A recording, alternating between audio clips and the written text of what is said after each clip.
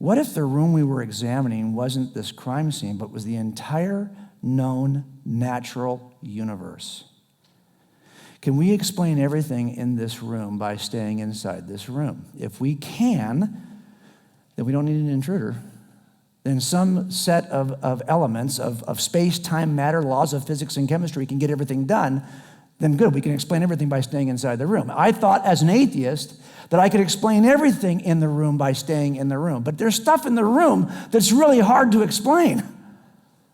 We happen to live in a universe that has a beginning. The room has a beginning. It wasn't always here. We have to explain that. Can we stay inside the room to explain the beginning of the room? And not only that, there's fine-tuning in this universe. It's unbelievably fine-tuned for the existence of carbon-based life like ours. And then we've got actually, life somehow originates from non-life in this room, and the life that does originate has all the earmarks and signs of design. And not only that, you as conscious creatures, you have consciousness. Where does that come from? This is an immaterial reality of your existence that somehow emerges at the end of a material process of evolution. How do we get consciousness? And then you happen to have free agency. Gosh, if the entire known universe is physical and material, then everything is determined like dominoes falling, one material domino against the next. Yet you think you have the freedom to stop the domino run? Dominoes don't make choices, but you seem to be able to make choices. Where does free agency come from? You make moral choices. Where do objective, transcendent moral truths come from? And finally, we all have to explain where evil comes from, regardless of who you are.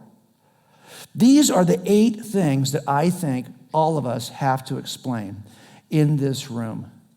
And everyone has an equal burden of proof. Don't let someone tell you that you as the theist are the only one who has a burden of proof. Really?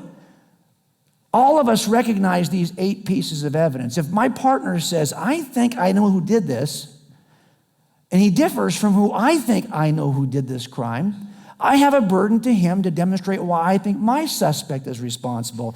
But he has a burden to me to demonstrate why he thinks his suspect is responsible. We both have an equal burden of proof. If my naturalism can somehow explain this stuff, I've got a burden to show you how it does.